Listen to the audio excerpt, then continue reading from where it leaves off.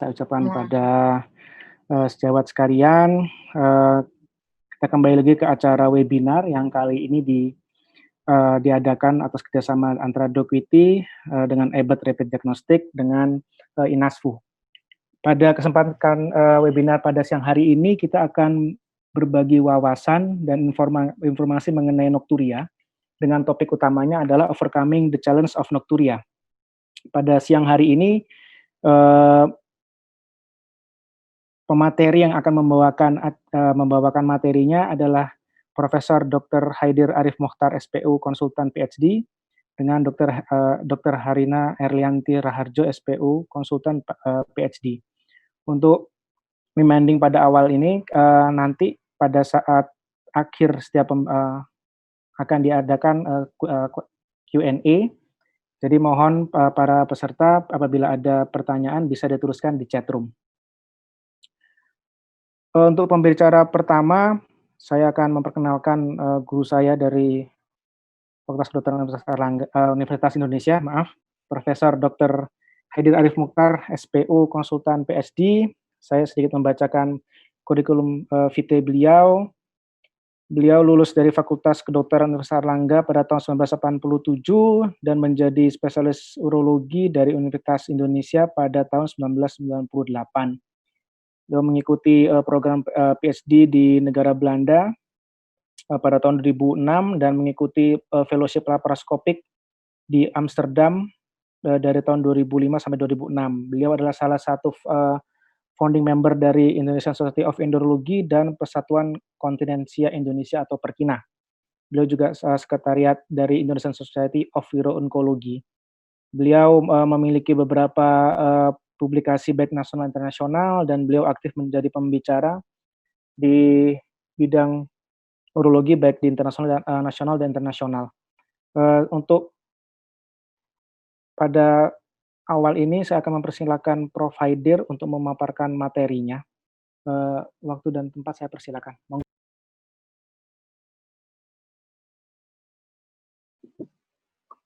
Bismillahirrahmanirrahim. Selamat siang, Assalamualaikum warahmatullahi wabarakatuh.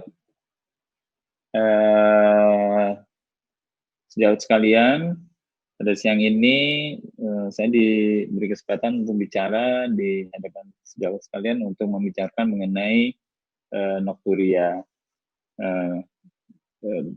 Bersama ini juga akan bicara Dr. Harina dan moderatornya Dr. Johan tadi sudah bicara. Terima kasih atas introduksinya Dr. Johan. Dan saya akan membawakan tentang overcoming the challenge of nocturia. Saya akan share screen sekarang ya. Mohon sebentar. Baiklah, tentang nocturia ini tentu kita sebenarnya sebagai spesialis urologi, sebagian besar saya rasa yang hadir di acara ini, webinar ini, itu sudah mengerti. Tapi bagi yang belum, mungkin kita akan sedikit reminding atau mengulang apa itu nocturia. Jadi nocturia adalah frekuensi berkemih yang dilakukan pada saat masa tidur yang utama. Maksud dengan masa tidur yang utama adalah ya pada malam hari tentu ya. Semua manusia tidur pada malam hari dan setiap kali frekuensi ini dihitung adalah setiap kali pasien itu sudah tidur dahulu. Dan kemudian setelah kencing juga harus diikuti dengan tidur lagi atau upaya untuk tidur lagi. Gitu. Jadi pasiennya tiduran di atas tempat tidur. Ini bahwa dia bisa tidur atau tidak mungkin itu adalah hal yang kedua, tapi setiap kali dia berdiri lagi untuk kencing maka itu dihitung sebagai frekuensi nocturia.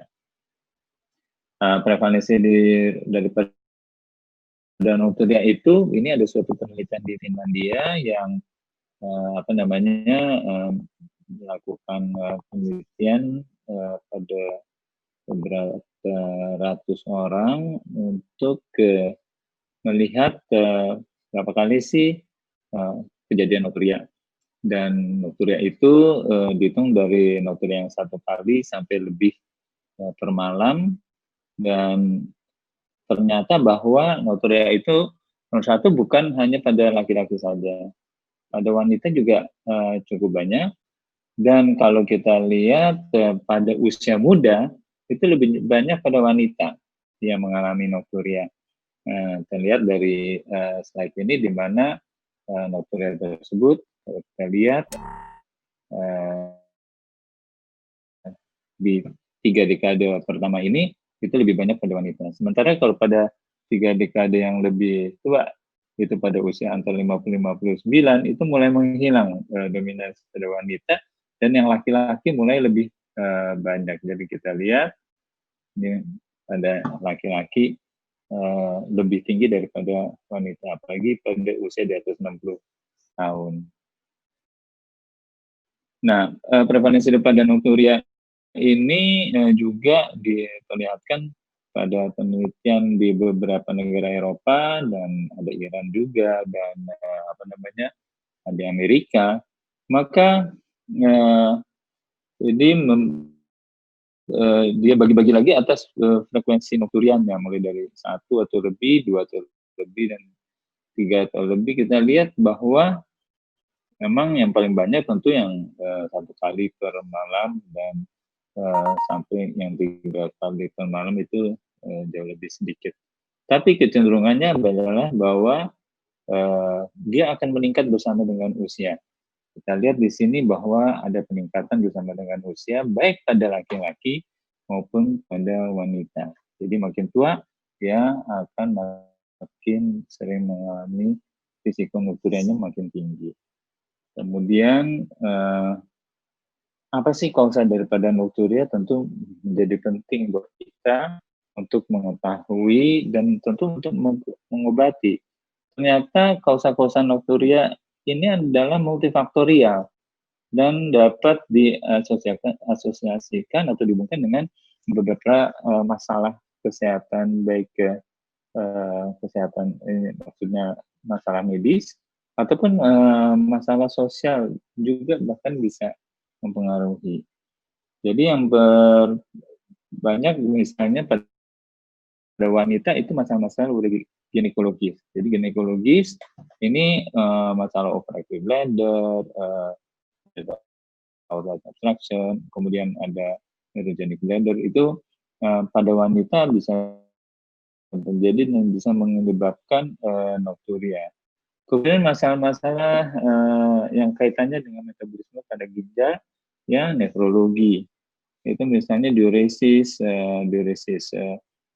pengeluaran garam, pengeluaran air yang berlebihan, ataupun adanya hiperkalsiuria bahkan, maupun penyakit yang kita sebut diabetes insipidus misalnya. Masalah-masalah hormonal, ketidakseimbangan hormonal juga sangat jelas bisa memengaruhi kejadian nokturia. Kemudian ada gangguan-gangguan tidur, baik mulai dari OSAS dan lain-lain. Itu banyak penyakit yang bisa menyebabkan gangguan tidur, yang kemudian juga akhirnya menyebabkan pasien terbangun malam untuk buang air kecil. Masalah kardiovaskuler juga ternyata juga memegang peranan penting, pemakaian obat-obat diuretik misalnya dan sebagainya, itu sangat mempengaruhi prevalensi daripada nokturia, dan juga tentu kebiasaan minum air, baik air putih maupun air yang mengandung apakah kadar garam, kadar gula, ataupun yang lainnya, atau carbonated water yang bisa mungkin meningkatkan frekuensi berkemih pada malam hari. Klasifikasi nokturia itu kemudian dilakukan untuk memberikan gambaran apakah nokturia tersebut bisa bisa kita bagi-bagi dan kita lakukan medikasinya atau treatmentnya agar lebih tepat. Yaitu yang pertama adalah ada yang disebut sebagai global polyuria. Bila berkemihnya itu lebih daripada 40 cc per kilogram berat badan selama 1 hari, dan itu bisa disebabkan kalau terlalu banyak minum, ataupun penyebab disebabkan oleh suatu penyakit lainnya yang tadi udah kita sebutkan. Kemudian ada nokturnal poliuri. Jadi overproduksi air kemih pada malam hari dibandingkan produksi urin 24 jam yang pada dasarnya masih normal. Tapi di malam hari itu porsinya jauh lebih banyak. Itu bisa disebabkan oleh beberapa perilaku yang misalnya pada malam hari minumnya jauh lebih banyak, atau ada penyakit-penyakit sistemik lainnya, misalnya kurangnya produksi daripada antidiuretik hormon yang seharusnya levelnya normal tapi dia berkurang. Kemudian penurunan kapasitas kandung kemih, ya, itu juga bisa menyebabkan orang jadi lebih sering berkemih, dan itu bisa berbagai macam penyebabnya. Kemudian untuk beberapa pasien, analisa dari functional voiding capacity, itu juga akan kita bisa dapatkan untuk memperlihatkan kemungkinan etiologi daripada nokturia, di mana kemungkinan juga ini merupakan gabungan dari berbagai hal klasifikasi yang di atas. Ya, jadi misalnya ada suatu penelitian pada 200 pasien mendapatkan bahwa 36% pasien dengan nokturi itu diklasifikasikan sebagai mix, karena dia ada nokturnal poliuri tapi juga mempunyai kapasitas kandung kemih pada malam hari yang menurun. Apa sih dampak daripada nokturia sehingga kita perlu untuk mempelajarinya? Nomor satu,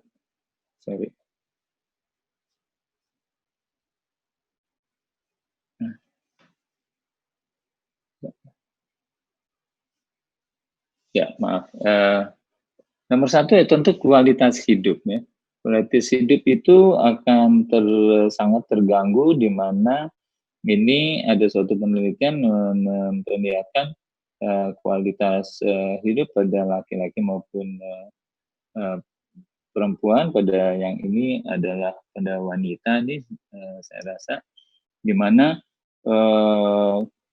kalau masih 1 kali itu masih nggak apa-apa, masih oke. Tapi begitu udah 2, 3, 4 kali per malam kencingnya, maka dia akan merasakan kualitas hidupnya jauh menurun, terutama di esokan harinya.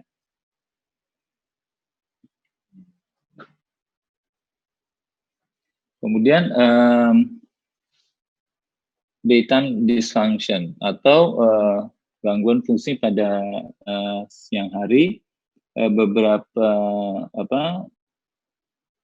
nokturia yang sangat berat itu akan menyebabkan produktivitas pekerjaan secara umumnya jauh menurun, gangguan terhadap aktivitas normal juga, dan perasaan terhadap vitalitas dan utilitas atau overall quality of life-nya juga menurun.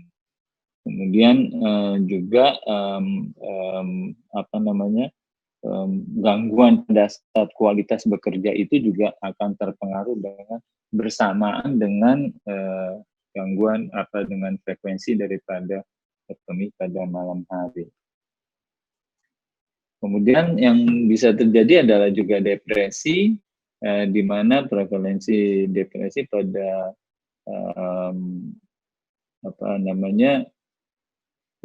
usia yang lebih rendah ternyata itu lebih tinggi dibandingkan pada pasien-pasien yang tidak nokturia. Kalau kita lihat di sini baik pada laki-laki maupun pada wanita, maka prevalensi depresi itu pada yang usia muda itu jauh lebih tinggi kalau dia mengalami nokturia.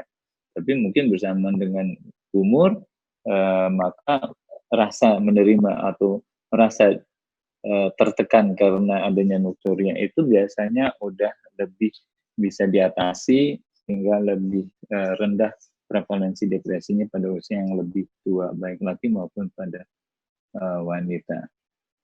Kemudian yang bisa terjadi juga dampak nokturia adalah kejadian terjatuh pada terutama yang pada usia tua. Dengan terjatuh akan terjadi juga fraktur.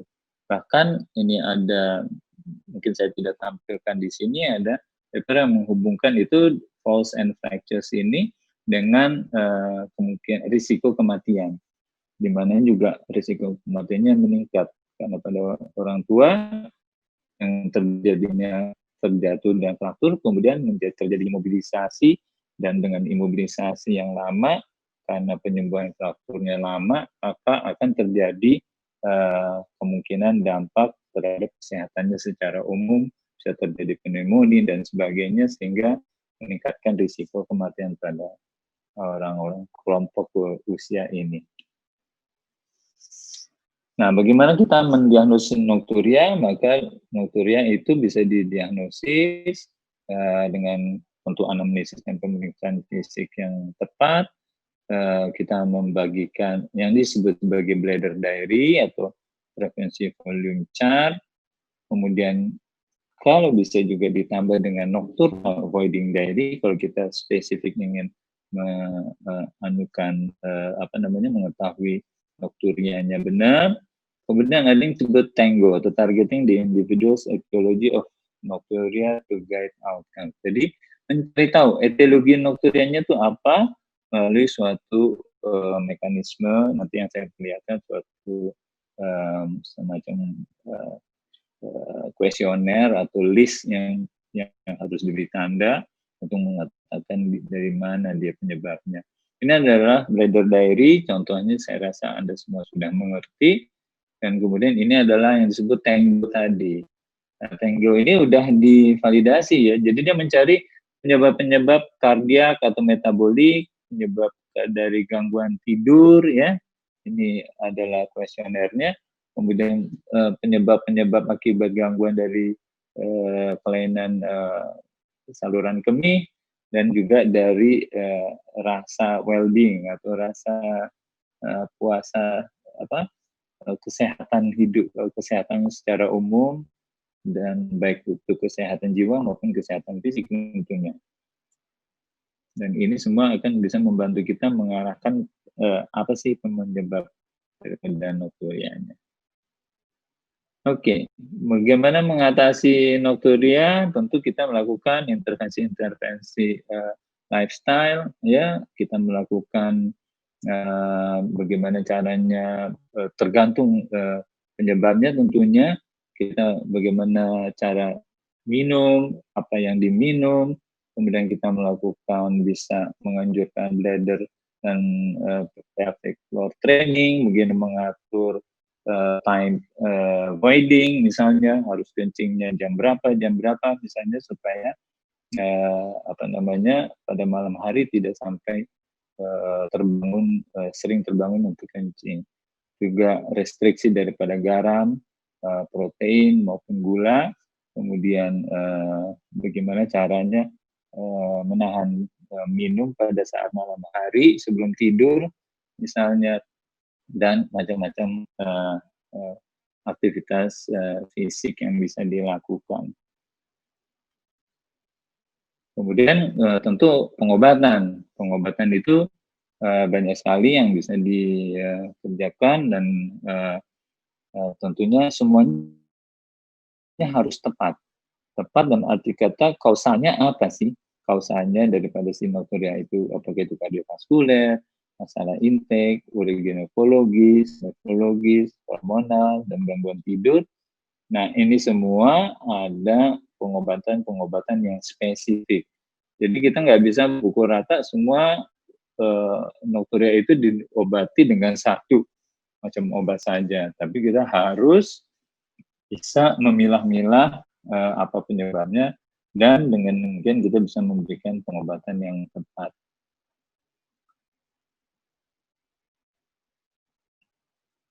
Jadi goal daripada nokturia adalah pertama adalah tentu menurunkan frekuensi nokturia ataupun menghilangkan frekuensi nokturia. Dan yang kedua adalah mengurangi dampak daripada nokturia ini terhadap kualitas hidup. Jadi kalau sebagai sebagai konklusi atau kesimpulan, maka kita bisa simpulkan bahwa nokturia adalah suatu kondisi yang multifaktorial, ya, dan di mana suatu approach yang multidisiplin itu sangat esensial, sangat penting, karena tidak ada satu disiplin pun yang sebenarnya menguasai keseluruhan daripada nokturia. Kita sebagai urolog mungkin ya memang punya kepentingan itu karena ini menyangkut produksi berkemih, masalah frekuensi, masalah gangguan berkemih dan lain-lain, termasuk dalam ilmu kita. Tapi sebenarnya kita juga harus memikirkan peran serta atau peran serta daripada disiplin lain dalam mengobati penyakit ini. Kemudian pasien-pasien biasanya jarang gitu lah mengeluh nokturi kepada GP-nya atau kepada dokter umum. Memang itu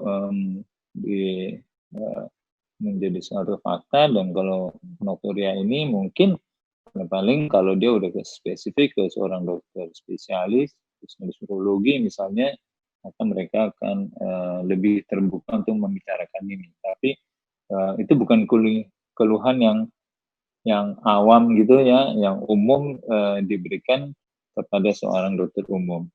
Kemudian kalau kita pahami benar tentang risiko-risiko atau dampak nokturia yang tadi saya sampaikan, maka nokturia adalah suatu kondisi atau penyakit atau gejala yang sangat mengganggu dan sangat serius.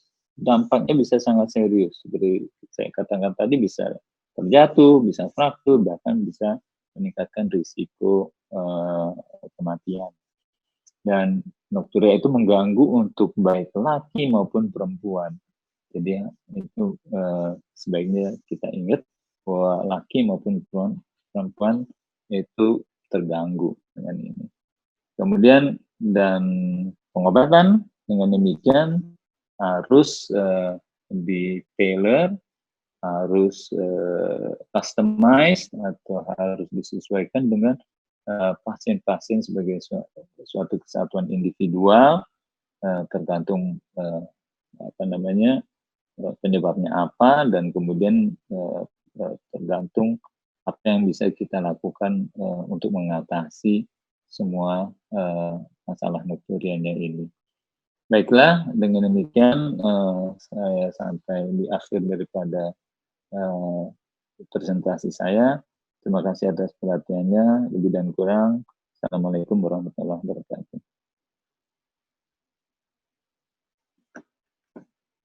Terima kasih. Ya. Terima kasih Prof. Haidir atas pemaparannya. Saya ingatkan kembali untuk sesi tanya jawab akan kita lakukan setelah kedua pembicara menyelesaikan pemaparannya. Untuk pembicara kedua, saya undang Dr. Harina Erlianti Raharjo, SPU Konsultan PhD. Beliau adalah staf dari Departemen dari Divisi Urologi Departemen Bedah FKUI RSCM. Beliau lulusan dari FK Universitas Indonesia dan spesialisasi juga di Fakultas Kedokteran Universitas Indonesia. Untuk PhD beliau mengambil di Hannover, Jerman. Beliau memiliki beberapa pengalaman menulis baik di jurnal internasional maupun nasional, dan beliau juga salah satu pendiri dari Indonesian Society of Female and Functional Urology, dan beliau adalah salah satu pengurus dari Perkina Pusat. Saya persilakan Dr. Harina untuk mempresentasikan materinya. Waktu dan tempat saya persilakan. Terima kasih. Baik. Terima kasih Dr. Johan atas introduksinya. Assalamualaikum warahmatullahi wabarakatuh. Selamat siang.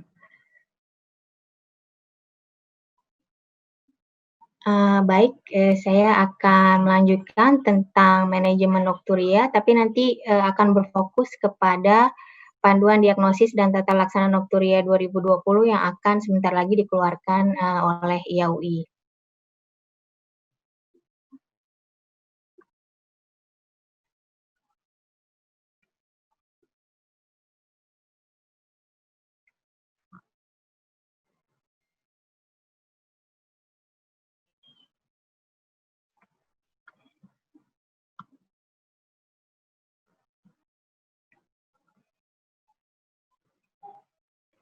Baik, untuk outline-nya ada definisi nokturia, kemudian prevalensi. Ini terutama tadi Prof. Haidir sudah memaparkan prevalensi di luar negeri. Saya akan coba paparkan prevalensi yang kami dapat di Indonesia.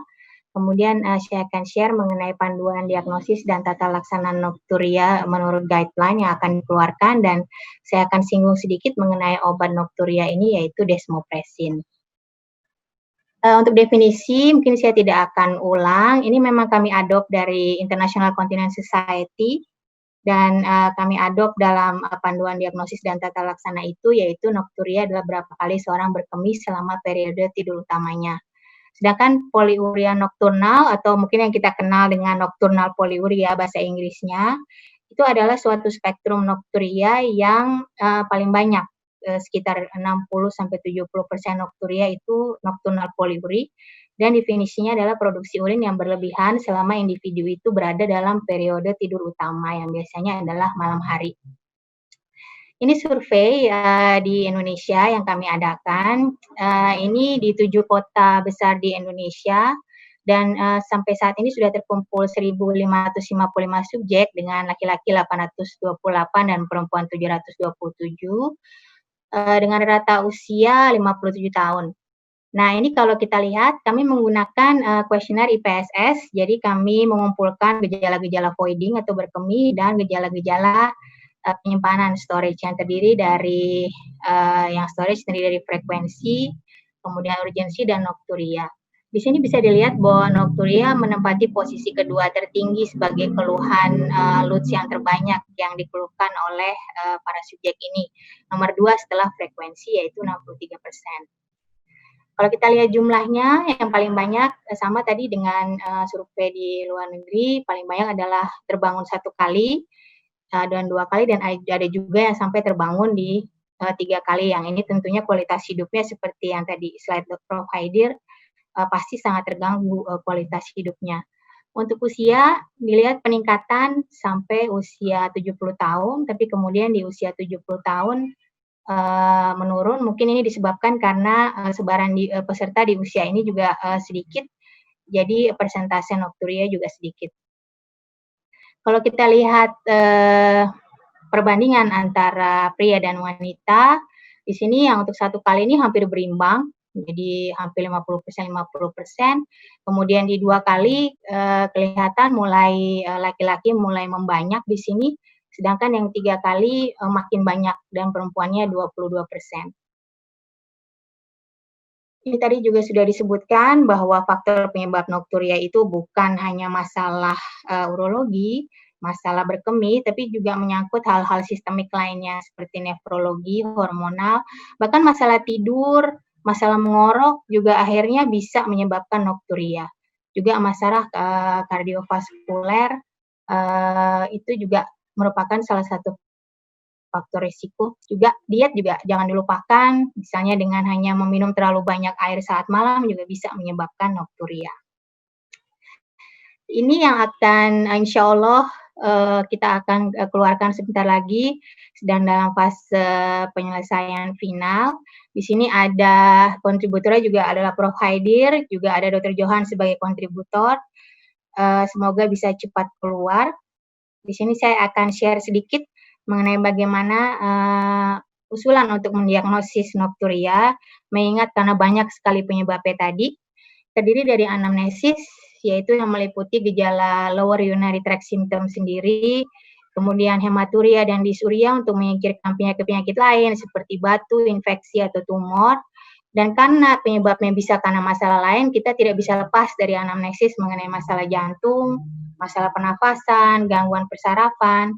Kemudian khusus untuk perempuan, masalah ginekologi seperti prolaps organ panggung dan menopause yang bisa sangat mempengaruhi diuresis ini harus kita tanyakan. Kebiasaan makan dan minum, obat-obatan ini penting sekali terutama pada usia lanjut yang mungkin sudah banyak mengkonsumsi obat dan permasalahan psikis. Untuk kuesioner nocturia ini banyak pilihannya. Misalkan adalah Tango, tapi bisa juga dengan ICIQ dan ICIQ Nocturia Quality of Life. Untuk pemeriksaan fisik, penting untuk dicatat body mass index, berat badan, tinggi badan, kemudian tekanan darah, jantung, paru, kemudian abdomen, prostat. Dan pada perempuan kita harus melihat apakah adanya tanda-tanda prolaps organ panggul dan atrofi vagina yang disebabkan oleh kekurangan hormon estrogen yang biasanya ditandai pada waktu pasien itu mulai menopause. Dengan catatan harian berkemih, mungkin saya akan agak stressing di sini karena mengingat ini penting sekali dalam hal diagnosis nocturia. Untuk pemeriksaan penunjang sangat sederhana, sebenarnya kita pemeriksaan labnya rutin seperti fungsi ginjal, PSA untuk menyingkirkan kemungkinan keganasan prostat, elektrolit, gula darah ini untuk menyingkirkan misalnya pada diabetes mellitus, urinalisis juga untuk menyingkirkan infeksi, adanya hematuri atau adanya diabetes juga bisa disingkirkan, dan uroflometri dan residu berkemih. Ini tadi juga sudah ditampilkan mengenai catatan harian berkemih. Ini adalah suatu catatan yang menurut saya sangat banyak informasinya, sangat banyak manfaatnya. Seperti stetoskop ini untuk melihat sebenarnya hari-hari pasien itu bagaimana sih berkemihnya, minumnya berapa, jenisnya apa, mengompol ada atau tidak, apakah kebelet atau tidak, aktivitasnya apa saat mengompol, dan lain-lain.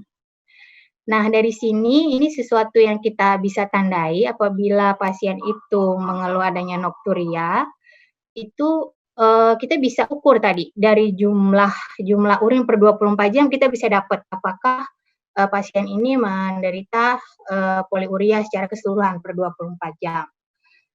Kemudian apakah pasien ini menderita poliuria nokturnal. Jadi ada beberapa istilahnya pakem-pakem yang bisa dipakai. Ini sebenarnya pasien ini ada nocturnal poliuria atau tidak.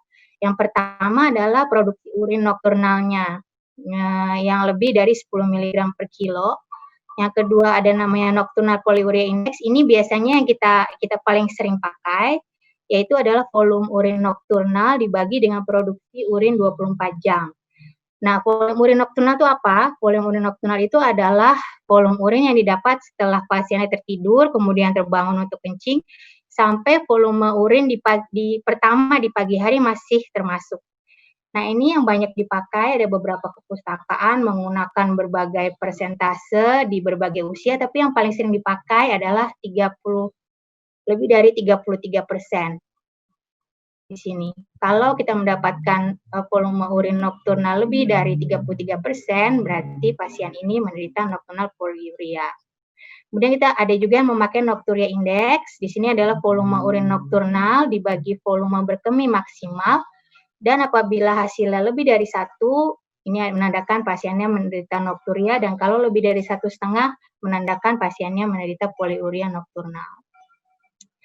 Ini ada suatu contoh catatan harian berkemih. Ini yang saya beri kotak merah ini adalah yang kita perlu perhatikan di volume urin nokturnal di sini. Kalau kita bandingkan antara dua catatan harian berkemih ini, kelihatan bahwa volume di pasien X di sini lebih besar-besar ya, jadi 200, 300. Kalau di sini dia terbangunnya juga sama, lumayan sering, 3 kali, tapi kecil-kecil volumenya.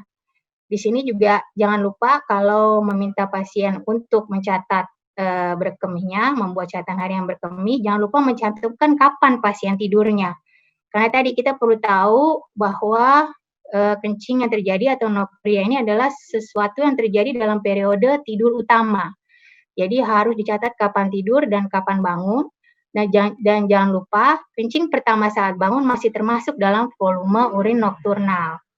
Di sini kita bisa lihat, kita bisa masukkan dalam rumus. Di sini ada 700. dibagi 2.000 jadi 35%. Jadi lebih dari 33% sehingga pasien ini menderita nocturnal poliuri. Sebegitu banyak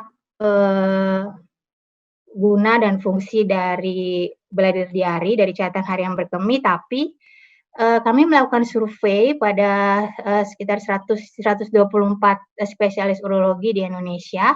Ternyata untuk diagnosis nocturia, catatan harian berkemih ini ternyata hanya dipakai oleh 55,6%. Jadi utilisasinya masih sangat rendah. Ini bisa dibayangkan karena mungkin untuk menjelaskan kepada pasien mengenai cara mengisi, kemudian setelah pasiennya kembali dengan catatannya untuk melihat lagi, menghitung-hitung sendiri itu sangat time consuming. Jadi mungkin ini salah satu alasan mengapa catatan harian berkemih ini belum dipakai secara banyak oleh para spesialis urologi. Di sini ada artikel yang menarik bahwa kita di sini artikel ini membedakan antara grup A dengan grup B. Di grup A ini pasien-pasien dijelaskan oleh dokternya kenapa sih harus menulis atau mencatat catatan harian berkemih, ditambah dengan perawat menjelaskan bagaimana caranya menulis. Sedangkan di grup B, cuma mendapat penjelasan bagaimana caranya menulis. Jadi yang membedakan adalah di grup A ini mendapat penjelasan dokternya kenapa sih catatan harian berkemih ini penting buat saya. Kemudian setelah di follow up hasilnya adalah response rate-nya ternyata lebih bagus pada grup A yang dijelaskan apa kepentingannya untuk menulis catatan harian berkemih ini. Jadi sebenarnya kalau sebagai dokter kita mau menyisihkan waktu sedikit untuk menjelaskan kepentingan bladder diary atau catatan harian berkemih ini untuk kemajuan penyakitnya atau kesembuhan penyakitnya, responsnya akan lebih baik. Kemudian ini ada sesuatu inisiatif dari kami di Perkina, mungkin juga ada keengganan untuk memberikan catatan harian berkemih ini juga untuk dokter juga time consuming untuk menghitung, kemudian menginterpretasi ini apa ya, frekuensinya berapa, cc-nya berapa, kan mungkin pasien tidak menjumlahkan sendiri itu ya jumlah urinnya, kemudian nocturnal urinnya berapa, ini indeksnya berapa. Nah ini kami coba buat, ini juga sebentar lagi juga akan launching, akan buat catatan harian berkemih dalam bahasa Indonesia, yang mudah-mudahan bisa membantu pasien dan dokter untuk mengisi secara lebih tepat dan mungkin waktunya juga bisa lebih sedikit dibandingkan harus mengisi secara manual, di mana manual itu mungkin kalau menggunakan kertas atau yang lainnya mungkin bisa hilang. Ini pemeriksaan uroflometri yang tadi saya sebut untuk pemeriksaan penunjang. Ini mudah sekali, jadi pasiennya berkemih seperti biasa, seperti berkemih di toilet, tapi di bawahnya ini ada semacam komputer yang bisa merekam grafik berkemihnya. Nah, di sini kita bisa lihat grafiknya seperti ini, yang normal seperti gunung. Kemudian setelah itu pasiennya langsung di USG perutnya untuk melihat sisa urin di dalam kandung kemihnya berapa. Normalnya orang itu harusnya sisa urin setelah berkemih itu harusnya habis. Tapi pada kasus-kasus tertentu, misalnya pada pembesaran prostat, bisa saja kantong kencingnya ini penuh terus setelah berkemih. Jadi mungkin di malam hari akhirnya dia sering terbangun karena mau kencing, padahal sebenarnya setiap kali kencingnya itu tidak habis. Dan USG ini juga bisa melihat adanya patologi lain atau kelainan-kelainan lain di dalam kantung kencing seperti ini, misalnya ada tumor buli di sini atau ada batu kandung kemih yang juga bisa berkontribusi pada keluhan nocturia. Untuk tata laksana, jadi tata laksana pada lini pertama tetap kita anjurkan untuk mengintervensi gaya hidup, seperti contohnya yang paling sederhana, meminimalisir intake cairan 2 jam sebelum tidur, terutama adalah kafein dan alkohol. Sebelum tidur buang air kecil dulu. Kemudian kita harus membuat untuk mencegah fraktur, tadi misalnya mencegah orang jatuh, kita harus membuat akses yang mudah ke toilet tanpa penghalang, mengurangi garam dalam dietnya, kemudian menurunkan berat badan, dan bila terjadi udem tungkai yang bisa menyebabkan nocturia juga, kami anjurkan untuk elevasi tungkai 2 jam sebelum tidur. Dan konsumsi obat apabila ada diuretik sebelum obat, misalnya kita bisa anjurkan untuk diminum saat siang hari. Nah, untuk medikamentosa, kita kenal salah satu yang sudah di-approve untuk nocturia adalah desmopressin. Ini adalah sintetik dari vasopressin. Vasopressin itu apa? Vasopressin itu adalah suatu hormon yang bekerja di ginjal, di tubulus distal yang berguna untuk reabsorpsi air. Jadi pada keadaan vasopressin yang insufisien, yang kurang, sehingga air lebih banyak direabsorpsi, sehingga bisa menurunkan produksi urin di malam hari. Ini menjelaskan bahwa reseptor vasopressin itu ada 3, jadi V1A, V1B, V2, dan yang terbanyak di ginjal adalah V2. Di mana desmopressin ini bekerja lebih banyak di reseptor di ginjal, di V2 reseptor, dan sepertinya tidak mempunyai efek di V1, di tempat-tempat pembuluh darah dan lainnya. Yang harus mungkin kita perhatikan adalah keamanan pada obat ini banyak disoroti pada perempuan. Nah, ini sudah ada penelitian basicnya. Karena reseptor V2 tadi yang menangkap si desmopressin itu tadi, di penelitian tikus itu secara mRNA dan secara protein itu lebih banyak pada tikus yang perempuan dibandingkan pada yang laki-laki. Jadi, kalau diberikan desmopressin mungkin efek pada perempuan itu akan lebih. Jadi, kenapa mungkin salah satu efek samping seperti hiponatremia lebih banyak terjadi pada perempuan yang harus diwaspadai. Ini beberapa hal yang harus diwaspadai sebelum pemberian desmopressin. Ada beberapa kontraindikasi yang kami ajukan, yaitu terutama adalah natrium, kita harus berhati-hati sekali. Di bawah 130 ini kita tidak boleh memberikan. Dan fungsi ginjal dengan IGFR di bawah 50, dan gagal jantung, diabetes, dan hipertensi yang tidak terkontrol, dan edema tungkai berat, itu kami sarankan tata laksana kondisinya terlebih dahulu. Setelah itu semua teratasi, baru kita bisa start dengan desmopressin. Untuk follow up setelah pemberian desmopressin, karena bisa dibayangkan kalau reabsorpsi air meningkat dalam tubuh, kita ada risiko untuk terjadi hiponatremia. Makanya serum natrium ini sesuatu yang harus diperiksa sebelum dan selama pemberian obat. Kami usulkan untuk pemeriksaan 3 sampai di hari ketiga dan hari ke-7 atau dalam 7 hari sudah diperiksa. Apabila kadarnya kurang dari 130, obatnya kami rekomendasikan untuk stop. Kalau 130 sampai 135 kadar natriumnya, kalau terdapat gejala-gejala hiponatremi seperti mual, muntah, sakit kepala, bingung, itu kami usulkan untuk di stop juga. Ini sudah tadi. Nah, ini beberapa meta-analisis dan systematic review yang mengumpulkan berbagai RCT tentang desmopressin pada perempuan dan laki-laki. Tampaknya sih dari efficacy dan safety obat ini cukup aman untuk dikonsumsi oleh pria ataupun wanita, asal di follow up dengan cukup baik.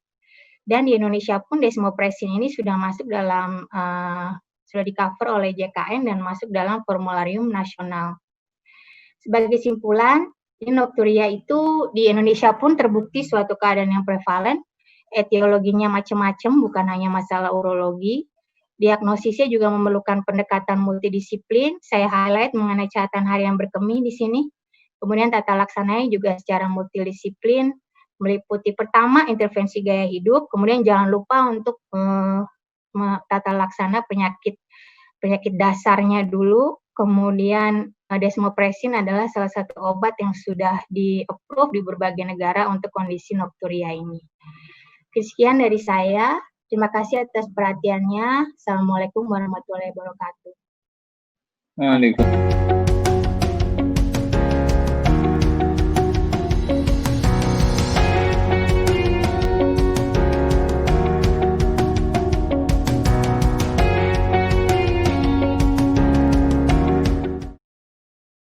Oke, terima kasih Dr. Harina atas pemaparannya. Sebelum kita memasuki sesi tanya jawab, saya ingin mengingatkan bahwa webinar ini akan menjadi video CME ber-SKP. Jadi nanti akan bisa diakses kembali 3 bulan mendatang, dan untuk memperoleh SKP sebelumnya harus mengisi post-test dulu ya. Oke, sekarang kita masuk ke sesi tanya jawab. Ada pertanyaan pertama untuk Dr. Harina, Dok. Ya. Dari Dr. M. Fauzi. Bertanya, mengapa pada malam hari produksi urin cenderung lebih tinggi, meningkat? Mengapa di siang hari jarang? Termasuk gejala LUTS, apakah juga bisa menjadi nokturia? Terima kasih. Baik, Dr. Johan, ini pertanyaan yang bagus sekali. Jadi penyebab utama sebenarnya mengapa terjadi nokturia tanpa disertai kenaikan frekuensi misalnya saat siang hari adalah sebenarnya adalah gangguan irama sirkadian dari AVP, dari vasopresin. Jadi di saat malam mungkin vasopresinnya menjadi lebih rendah sehingga produksi urin meningkat di saat malam. Itu adalah penyebab terbanyak nokturia dan nocturnal poliuria. Tapi tentunya juga ada tadi yang disebutkan oleh Prof. Haidir bahwa nokturia itu bukan hanya produksi urin yang meningkat, tapi bisa juga misalnya bladder capacity yang mengecil misalnya. Nah, itu bisa akhirnya timbul seperti tadi pertanyaan yang kedua di gejala lower urinary tract symptom yang disertai frekuensi, kemudian urgensi, malamnya juga dia akan lebih sering juga karena memang kapasitas kantong kencingnya itu kecil gitu. Jadi siang dan malam hari akan sering berkemih. Mungkin itu jawaban dari saya, Dok. Oke, baik. Terima kasih Dr. Harina. Ini ada pertanyaan kedua untuk provider dengan Dr. Harina dari Dr. Made Parulian Tambunan. Apakah urodinamik dapat menjadi salah satu pemeriksaan penunjang tambahan pada pasien nokturia? Monggo, mungkin dari Prof. Haidir dulu, Prof. Terima kasih, Dr. Made. Pada dasarnya untuk diagnosis nokturia sendiri kita tidak sampai memerlukan urodinamik ya. Pemeriksaan urodinamik yang mungkin yang dimaksud di sini adalah multi-channel urodynamics. Kita bisa lakukan itu dengan instrumen-instrumen sederhana, dengan Voiding Diary, frekuensi volume chart tadi, dengan sehingga kita bisa tahu berapa sih functional voiding capacity-nya, dan kita bisa mengerti kira-kira apakah pasien ini berkemihnya banyak pada malam hari atau sedikit, seperti yang tadi sudah ditunjukkan oleh Dr. Harina. Urodinamik itu kita simpan terutama untuk kasus-kasus yang gangguan berkemih yang kita dugai ada masalah neurogeniknya, misalnya ada hal-hal yang kita tidak mengerti dari pemeriksaan-pemeriksaan yang sederhana. Tapi untuk diagnosis nokturia sendiri sebenarnya urodinamik bukanlah satu alat yang standar dipakai untuk melakukan diagnosis. Demikian, mungkin Dr. Harina ada penjelasan yang lebih baik. Ya, terima kasih, Prof. Monggo, Dr. Harina. Baik, saya setuju dengan Prof. Haidir. Jadi memang kata-katanya adalah urodinamik, tapi sebenarnya urodinamik itu dibagi menjadi urodinamik yang invasif dan non-invasif. Jadi setuju sekali untuk urodinamik yang invasif memang tidak masuk dalam tata laksana atau proses diagnosis dari nokturia, tapi yang non-invasif urodinamik ini meliputi catatan harian berkemih. Jadi sebenarnya kalau ditanya mengenai urodinamik yang non-invasif, perannya sangat-sangat besar. Jadi catatan harian berkemih, kemudian uroflowmetri dan PVR itu masuk dalam panduan diagnosis. Tapi yang multi-channel dan invasif urodinamik hanya dikerjakan atas indikasi pada pasien-pasien lower urinary tract symptom. Jadi tidak semua dikerjakan. Mungkin itu yang bisa saya tambahkan, Dok. Baik, Dr. Harina. Ini mungkin yang dimasukkan urodinamik ini yang pressure flow study itu, Dok, ya? Betul. Jadi yang menggunakan kateter, kemudian mengukur tekanan. Jadi memang itu pemeriksaan urodinamik adalah suatu pemeriksaan yang banyak informasinya, terutama mengenai patofisiologi LUTS, tapi sekali lagi harus dikerjakan dengan indikasi yang jelas. Baik, terima kasih Dr. Harina dan Prof. Haidir. Ini ada pertanyaan yang ketiga. untuk medikamentosa nocturia pada pasien hiponatremia bagaimana tata laksananya? Mungkin ke Dokter Harina. Baik, Dok, terima kasih. Jadi tadi pada kondisi hiponatremi tadi ada kita bagi ya. Jadi ada yang severe yang kurang dari 130 itu merupakan, jadi kita tidak bisa start desmopressin dulu, dan kalau misalnya dalam follow up di bawah kita menemukan kadar natrium di bawah 130 dianjurkan untuk stop dulu. Kemudian kalau kadar natriumnya itu di antara 130 sampai 135, tapi tidak ada gejala-gejala hiponatremi secara klinis, itu masih bisa diteruskan dengan monitoring yang ketat, Dok. Nah, kalau misalnya desmopressin itu tidak bisa diberikan, dianjurkan untuk memperbaiki dulu keadaan hiponatreminya ini atau mengobati dulu penyakit dasarnya. Karena banyak sekali keadaan seperti chronic renal failure, kemudian keadaan congestive heart failure itu terjadi imbalance elektrolit sehingga natriumnya pun terjadi fluktuasi dan kadang-kadang rendah sekali. Nah, itu dianjurkan agar seseorang yang mempunyai komorbid seperti itu dianjurkan untuk diterapi dulu penyakit ininya, penyakit primernya sampai, dan terutama keadaan hiponatremianya sampai stabil, baru kemudian boleh diberikan, gitu, Dok. Baik. Ini kemudian pertanyaan berikutnya untuk Prof. Haidir, Prof. Dari Muhammad Hafiz. Obat apa yang bisa diberikan untuk nocturia pada penyakit prostat? Mungkin BPH mungkin, Prof, yang dengan nocturia. Oh, iya. Terapi apa yang bisa Pada kita berikan? pembesaran prostat jinak kali ya. Oke, Prof. Jadi biasanya secara standar memberikan obat-obat untuk memperlancar kencing. Seperti dikatakan Dr. Harina tadi, bahwa yang terjadi pada pasien BPH ataupun pembesaran prostat mungkin ada kesulitan berkemih pada siang hari, jumlah sisa urin di dalam kandung kemih pada siang hari setelah berkemih itu, hal itu juga terjadi pada malam hari gitu, sehingga sisa kencingnya akan banyak. Dan first line medical treatment-nya untuk pasien-pasien seperti ini adalah pemberian alpha blocker biasanya. Dengan alpha blocker maka diharapkan terjadi relaksasi yang baik daripada leher kandung kemih, bladder outlet obstruction-nya bisa teratasi secara medikamentosa, dan berkemihnya juga lebih banyak, dan post void residual urine volume-nya juga jauh lebih sedikit. Yang diharapkan itu diteruskan pada malam hari. Dengan demikian, seringkali kita melihat bahwa pada pasien-pasien yang nocturia pada terjadi frekuensi nocturia yang tinggi pada malam hari, katakanlah 45, itu setelah diberikan Harnal beberapa lama, itu kemudian bisa menurun bahkan sampai hanya 1 kali per malam hari, di mana penurunan frekuensi itu sendiri sudah sangat memperbaiki kualitas hidupnya. Jadi memang untuk pada pasien-pasien seperti ini, alpha blocker menjadi pilihan utama. Terima kasih, Prof. Haidir.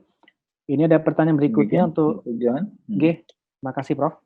Berikutnya pertanyaan dari Richard Hartanto dan Dr. Dimas S. Wibisono. Ini pertanyaannya ada yang hampir mirip. Yang pertama adalah, sampai kapan desmopressin bisa digunakan, Dok? Jadi tadi ada 2 artikel meta-analisis yang saya tampilkan, itu publish di 2019. Itu mengikuti beberapa RCT bervariasi sampai penggunaan desmopressin 1 tahun. Di situ safety-nya masih baik, jadi adverse event-nya masih minimal. Jadi mereka mengikuti, ada yang pemberiannya 3 bulan, kemudian 6 bulan, kemudian 1 tahun, dan ternyata safety profile-nya masih cukup aman sampai 1 tahun. Tapi memang ini masih suatu pertanyaan besar, sampai kapan kita memberikan obat ini gitu loh. Memang kalau gejalanya sudah membaik, terus bagaimana caranya kita menyetop obat ini? Apakah langsung? Apakah kemudian kita tailoring? Nah, itu belum ada suatu konsensus yang pasti. Hampir sama dengan obat-obat prostat, hampir sama dengan obat-obat overactive bladder. Karena sebenarnya ini lebih menanggulangi simptom ya. Jadinya kadang-kadang para klinisi ini secara pengalaman klinis akhirnya bagaimana cara menyetopnya. Tapi saya lihat di publikasi ada yang sampai 1 tahun dan ternyata cukup aman gitu, Dok. Jadi kalau misalnya bisa diteruskan, boleh, asal kita hati-hati mengenai efek sampingnya tadi, terus dimonitor. Baik. Terima kasih Dr. Harina. Ini pertanyaan terakhir untuk Prof. Haidir dengan Dr. Harina. Kondisi nokturia seperti apa yang perlu dipertimbangkan untuk intervensi farmakologi? Apabila nokturia hanya 1-2 kali seminggu, apa perlu diberikan intervensi farmakologi? Monggo silakan. Prof. Haidir mungkin. Kalau cuma 1-2 kali per minggu, saya pikir nggak perlu obat dulu. Tapi lifestyle modification, cara dia minum, habituasi daripada minum yang benar, yang seperti dikatakan Dr. Harina dalam salah satu slide-nya itu, misalnya minum terakhirnya ya 1 jam atau 2 jam sebelum tidur, salah satunya. Mungkin secara insidental, dia minum agak banyak sebelum tidur, sehingga dia terbangun saat pada malam itu. Kalau kejadiannya cuma 1-2 kali per minggu, saya rasa sih nggak ada manfaatnya untuk mencari obat untuk itu. Jadi lifestyle modification aja sudah cukup. Baik, Prof. Mungkin gitu ya, Dr. Harina mungkin ada pendapat lain. Iya betul, Prof. Jadi dalam anamnesis kan memang kita menggali, Dr. Johan, kira-kira ada nggak sih perilaku pasien yang kira-kira bisa berkontribusi pada nokturia ini. Jadi contoh tadi Prof. Haidir, minumnya aja lah, ada 1-2 pasien yang memang sengaja minum malam karena waktu itu pernah cerita sama saya untuk mencegah stroke, Dok, kalau sedang tidur malam. Jadi saya dianjurkan untuk minum yang banyak justru malam, bukan siang. Jadi kemudian terjadi nokturia. Ada juga yang misalnya kebiasaan buang air kecil sebelum tidur belum dijalankan. Jadi pada pasien-pasien seperti ini setelah kita gali kok ternyata kayaknya ada nih perilaku-perilaku yang kita bisa ubah dulu sebelum kita kasih obat. Nah itu lebih baik kita ajukan tahap pertama dulu, yaitu intervensi gaya hidup. Bukan hanya jumlah, misalnya contohnya jenis makanan dan minuman misalnya. Ada yang sukanya, saya kalau makan malam harus makan sop dengan kadar garam yang cukup asin dengan air yang banyak gitu. Nah itu merupakan salah satu faktor resiko juga. Apalagi kalau tadi 1-2 kali per minggu ya dok ya. Jadi sebenarnya sih nggak ada batasan pasti kapan sih jumlahnya berapa sih yang harus diobatin nih berapa. Tapi sepertinya kita harus gali, ada nggak sih perilaku yang bisa diubah? Karena hanya dengan merubah perilaku saja ternyata bisa teratasi, adalah sesuatu sekali buat pasiennya. Baik, saya setuju dengan Prof. Haidir dengan Dr. Harina. Memang pertama kali yang harus kita eksplor itu kebiasaan minum pasien biasanya. Setiap kali kencing, kemudian minum, setiap kali kencing, minum, ya akhirnya emang overload volume cairan. Sebagai ini pertanyaan terakhir, Prof. Haidir, Dr. Harina. Sebelum saya tutup, saya ada beberapa kesimpulan. Yang pertama, dari Prof. Haidir, nokturia pada dasarnya dibagi menjadi 3. Jadi ada global poliuria, nocturnal poliuria, reduced bladder capacity, plus dengan yang keluhan mix. Kemudian tujuan utama untuk penanganan nokturia adalah yang pertama, menurunkan frekuensi nokturia, mungkin tidak sampai 0, tapi frekuensinya lebih kita turunkan. Yang kedua, untuk quality of life-nya jangan sampai terganggu. Dan untuk terapi harus kita lihat per individual, tidak bisa kita samaratakan untuk semua pasien. Dari Dr. Harina, belajar diari penting, saya setuju sekali, karena hanya dengan belajar diari kita bisa mengetahui pola miksi dari pasien. Dan berikutnya desmopressin atau analog vasopressin bisa digunakan sebagai salah satu terapi untuk poliuria, tapi harus diingat kita harus mengeksplor apakah terdapat komorbiditas dari pasien. Untuk penutup, saya mengucapkan terima kasih kepada Dok Witi dan Ebert. Terima kasih juga yang banyak sekali untuk Prof. Haidir dengan Dr. Harina sebagai pemateri pada hari ini. Semoga ilmu yang dibagikan dapat bermanfaat bagi kita semua. Sekali lagi reminder untuk SKP harus ikut post-test dulu ya. Nanti untuk setelah webinar ini akan dikirimkan link untuk post-test. Terima kasih atas perhatiannya. Terima kasih Prof. Haidir. Terima kasih Dr. Harina. Terima kasih Dr. Saya Johan. ucapkan terima kasih. Oke, sama-sama. Selamat sore. Assalamualaikum warahmatullahi wabarakatuh.